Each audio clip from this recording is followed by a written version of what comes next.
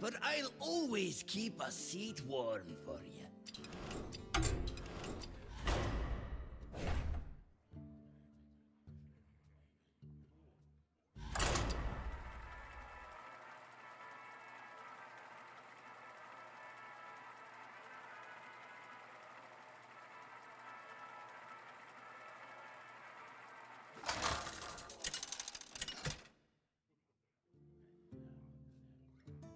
Illidan versus Illidan.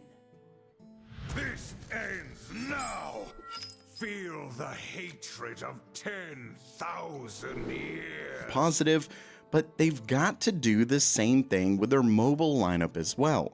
Simply put, 8 gigabytes has just got to go away, especially when we're talking even the 9060 series. I really feel like even that one should start at 12 gigabytes. Maybe if there's a 50 series or something along those lines, fine.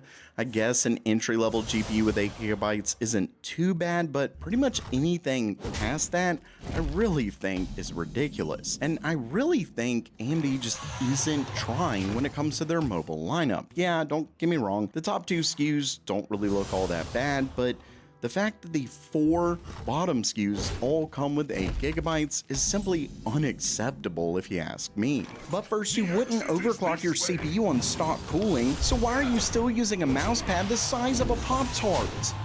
Introducing the Mainframe Deskpad by GamerMelt, a full-surface, zero-compromise deskpad designed for the kind of rig that deserves better than whatever this is, with enough real estate to house your keyboard, mouse, elbow, and shattered dreams from last night's ranked match. Inspired by circuit schematics and some spiciness, this thing printed like a motherboard, except it won't overheat under pressure, and it comes with an anti-slip rubber backing, low-friction cloth top, and dimensions that'll make your old mousepad question its purpose in life. This isn't an accessory, it's an upgrade. Just visit meldstore.com to get your mainframe deskpad today, or visit the link in the description below. Go big or get bottlenecked. And next up for today, this one's pretty wild because it looks like Nvidia may already be preparing their next-gen RTX 50 Super GPUs. Specifically, we're actually looking at a 5080 Super and 5070 Super. And obviously, I will go and kind of say that we all sort of know a 5080 Super is pretty well needed just because there's such a massive gap in between the 5080 and 5090, but there was also one with the 4000 series, and the 4080 Super wasn't really all that impressive in terms of performance anyway, but it's actually looking like that might change with the 50 series GPUs. Because, as you can see right here, this was originally done from this leaker, Panzer Lead, on the Chipel forums, who is absolutely someone that's gotten tons of leaks right in the past, especially when it comes to Nvidia. And as you can see, it says Nvidia is preparing RTX 50 Super products, RTX 5080 Super, and here it is, 24 gigabytes of memory, and then 5070 Super with 18 gigabytes of memory.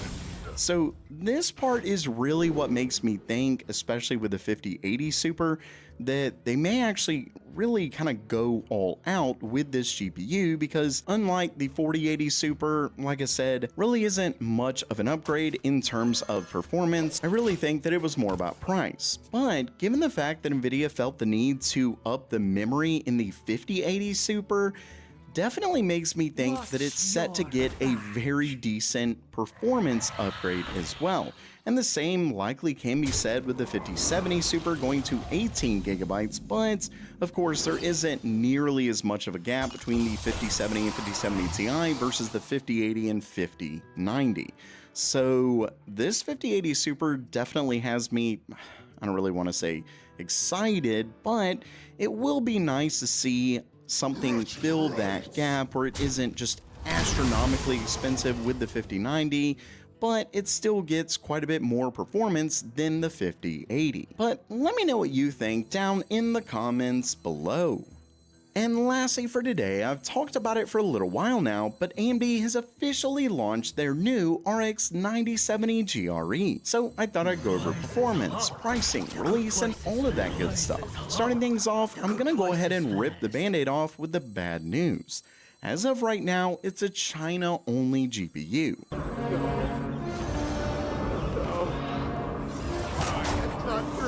Now, like I've mentioned before, the 7900 GRE also originally launched as a China-only card, yet as many of you know, and ended up releasing worldwide. So hopefully that is the case here as well, but there's no word as of yet.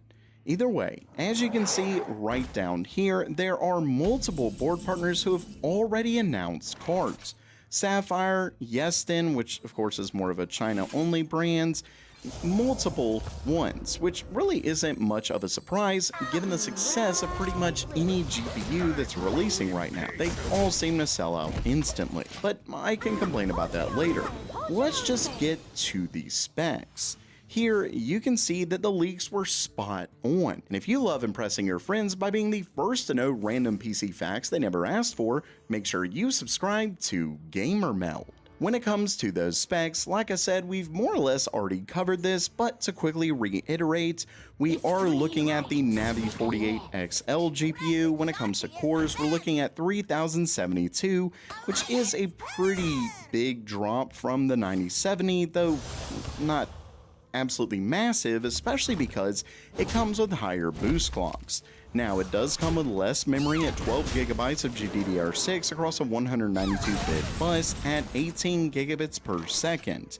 And it actually has the same board power as the 9070, we're talking 220 watts. And all of this means a small performance uplift over the 7900 GRE, at least in rasterization. As you can see, it says AMD officially claims that the RX 9070 GRE is 6% faster than the 7900 GRE at 1440p ultra settings in games.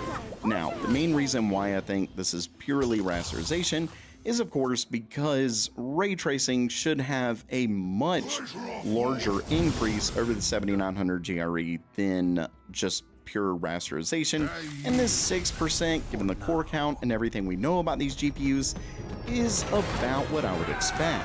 Now, when it comes to pricing, the 9070 GRE is about where you would expect as well. The 9070 non-XT